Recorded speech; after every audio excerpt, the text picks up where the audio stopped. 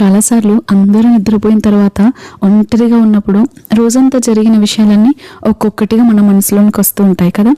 రేపేం జరుగుతుంది, నా సమస్య ఎప్పుడు పరిష్కారం అవుతుంది, అసలు నా జీవితం ఏంటి ఇలా ఉంది, ఒకప్పుడు ఉన్నట్టుగా కూడా లేదేంటి, అసలు సంతోషమే లేదేంటి, నా కుటుంబం ఏంటి ఇలా ఉంది, నా పిల్లల పరిస్థితి ఏంటి అని మనం చేసిన తప్పులు కానీ మన జీవితంలో జరుగుతున్న పోరాటాలు కానీ వాటన్నింటిని గురించి ఆలోచిస్తూ దేవుని సన్నిధిలోనికి వెళ్లకుండానే కొన్నిసార్లు ఏదో నమ్మక అలా ఒక్క నిమిషం ప్రార్థించి నిద్రపోతూ ఉంటాం. అలా భారంతోనే నిద్రపోతాం. ఈరోజు మనం ఒక విషయాన్ని నేర్చుకుందాం. నిద్రపోయే ముందు మన సమస్యలను ఆలోచిస్తూ పడుకోవాల్సిన అవసరం లేదు. చింతతో, భారముతో, దిగులుతో పడుకోవాల్సిన అవసరం లేదు. వాటిని దేవుని చేతిలోనికి పెట్టి మనం హ్యాపీగా నిద్రపోవచ్చు. ఎందుకంటే కీర్తనకారుడు అంటున్నాడు 4:8 యెహోవా నెమ్మదితో పండుకొని నిద్రపోదును, నేను ఒంటరిగా నుండినను నీవే నన్ను సురక్షితముగా నివసింపజేయుదువు. అంటే దేవుని మీద నమ్మకం పెట్టుకున్న వ్యక్తి రాత్రిని కూడా భయంతో కాదు, విశ్వాసంతో ముగించగలడు. మంది రాత్రి బెడ్ మీద పడుకొని నిద్ర రాకపోతే ఇవన్నీ ఆలోచిస్తారు. మరికొందరైతే ఫోన్ చూస్తూ టైం వేస్ట్ చేస్తూ ఉంటారు. వీటికి బదులుగా మనం ఏం చేయాలో తెలుసా? ఒక 5 విషయాలు ఈరోజు నేర్చుకుందాం. మొదటగా మనం చేయవలసింది కృతజ్ఞత. ఈ రోజంతా దేవుడు అసలు ఎలా కాపాడాడు, ఎలా నడిపించాడు, ఎలాంటి కార్యాలు జరిగించాడు, ఎలా విడిపించాడు. నేనైతే నా బిడ్డలకి ఇలాగే చెప్తూ ఉంటాను. మీరు పడుకునే ముందు రాత్రి అలా పడుకొని జస్ట్ లే డౌన్ చేసి దేవుడు ఎలా నడిపించాడు వాటిని జ్ఞాపకం చేసుకొని దేవునికి కృతజ్ఞతాస్తుతులు చెల్లిస్తూ పడుకోండి. థ్యాంక్ యూ జీసస్ చెబుతూ పడుకోండి అని నేను చెబుతూ ఉంటాను. అవును, మనం ఈ రోజుల్లో అందరికీ అలవాటు అయిపోయింది. ఫోన్ను పట్టుకుంటాం నిద్ర రావట్లేదని, ఇంకంతే. ఆ సమయం కాస్త 10 నిమిషాలు అనుకుంటాం, 20 నిమిషాలు అనుకుంటాం. అలా అలా అలా ఉదయం వరకు కూడా చాలామంది పట్టుకునేవారు ఉంటారు. అయితే మనం మన హ్యాబిట్స్ని మార్చుకోవాలి. అలా చేస్తున్నట్లయితే మన జీవితాల్లో ఎక్కడ మార్పు వస్తుంది, ఎక్కడ అద్భుతాలు జరుగుతాయి, ఎక్కడి సమస్యలు అక్కడే ఉంటాయి, ఎక్కడ వేసిన గొంగడి అక్కడే అన్నట్టు ఎక్కడి పరిస్థితులు అక్కడే ఉంటాయి. మన జీవితంలో మార్పు కావాలి అని మీరు ఆశపడుతున్నట్లయితే రాత్రి పడుకునే ముందు చింతతో పడుకోవాల్సిన అవసరం లేదు. మరో దినాన్ని భయంతో ఎదుర్కోవాల్సిన పని కూడా ఉండదు. రాత్రి మనం ఇలా చేసినట్లయితే మన జీవితంలో గొప్ప మార్పును చూడగలుగుతాం.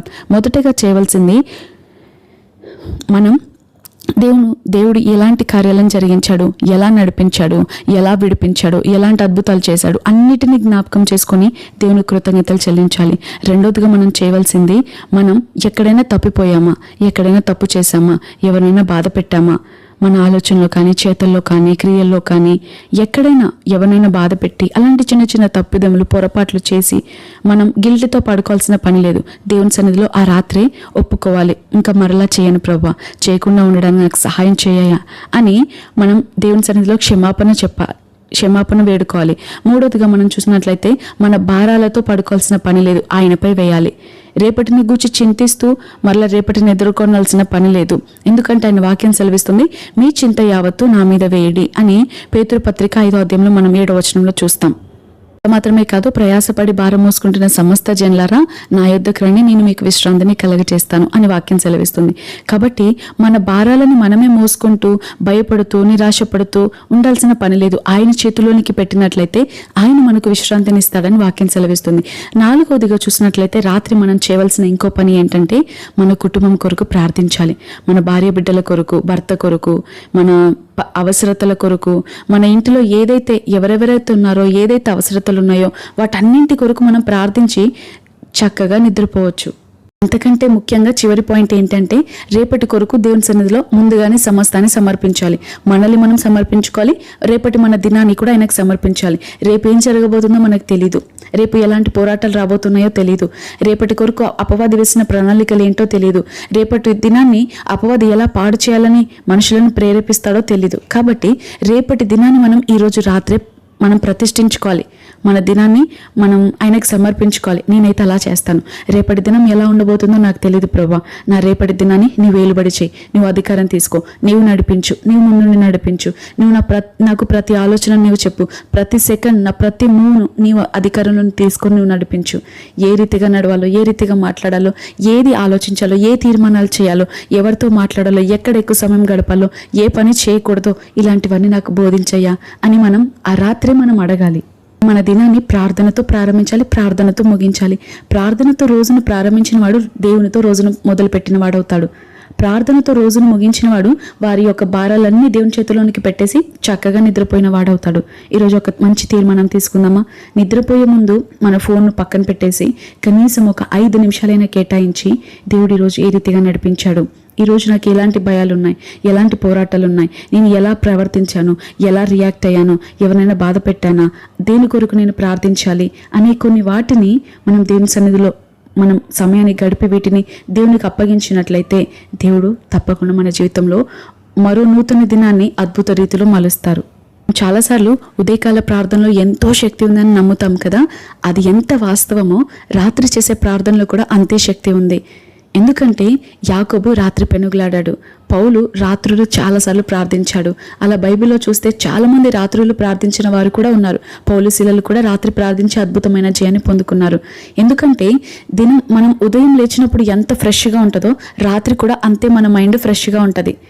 దినమంతా అలసిపోయిన స్థితిలో ఉన్నా సరే ఆ సమయంలో దేవుని సన్నిధిలో మోకరించినట్లయితే తెలియని ఏదో ఫ్రెష్నెస్ వస్తుంది. దినమంతా కూడా పిల్లలు, బాధ్యతలు, వంట, ఇంటి పని, ఆ పని, ఈ పని, ఇంకా వెహికల్ సౌండ్, ఆ శబ్దాలు, ఈ శబ్దాలు అన్నీ మనల్ని కలవర పెడుతూ తొందర పెడుతూ ఉంటాయి. కానీ రాత్రికాల వేళలో అంతా నిశ్శబ్దం, అందరూ నిద్రపోతారు. చక్కగా దేవుని సన్నిధిలో మనం సహవాసం చేయవచ్చు. కానీ ఉదయం లేవడానికి సిద్ధపరచుకోవాలి. మనం ఆ సమయంలో ఉదయాన్నే లేచి చేయడం కూడా చాలా ప్రాముఖ్యం. కాబట్టి నిద్రపోయే ముందు ఏడుస్తూ, కన్నీరు కరుస్తూ, దిగులుతో, నిరాశతో, భయముతో మనం పడుకోవాల్సిన పని లేదు. గొప్ప దేవాది దేవుడు మనతో ఉండగా ఎందుకు కన్నీరు కరుస్తూ నిద్రపోవడం, ఎందుకు నిరాశతో నిద్రపోవడం, ఎందుకు మరో దినాన్ని ఎదుర్కోవడానికి భయంతో నిద్రపోవడం? దేవుని సన్నిధిలో వాటిని అన్ని ఆయన చేతులకు అప్పగించి మన ఉదయాన్ని ధైర్యంగా ఎదుర్కోవచ్చు, ఆనందంగా ఎదుర్కోవచ్చు, ఉత్సాహంగా ఎదుర్కోవచ్చు. రాత్రి భయముతో మోకరించాడు యాకోబు, కానీ ఉదయాన్ని గొప్ప సంతోషాన్ని చూశాడు, గొప్ప అద్భుతమైన జయాన్ని పొందుకున్నాడు. పౌలు శీలలు కూడా రాత్రంతా దేవుని సన్నిధిలో, రాత్రి వేళలో దేవుని సన్నిధిలో గడిపారు. కానీ ఉదయాన్ని ఎలా ఎదుర్కొన్నారు? గొప్ప సాక్ష్యంతో సంతోషంగా ఎదుర్కొన్నారు. అసలు చెరసాల్లో వేయబడిన తర్వాత వారికి ఎప్పుడు విడుదల వస్తుందో తెలియని రాజ్యం అది. ఆ రోమా సామ్రాజ్యంలో ఆ రీతిగా ఉండేది. అటువంటిది ఒక్క రాత్రి వారు ప్రార్థించిన వెంటనే ఉదయాన్నే వచ్చారు. అసలు ఎవరు, ఏ అధికారి వెళ్ళలేదు, ఎవ్వరు వెళ్ళి వారిని విడిపించు అని చెప్పలేదు. వారికి వారే అనుకున్నారు. అలాంటి ఆలోచన కలిగించింది ఎవరు?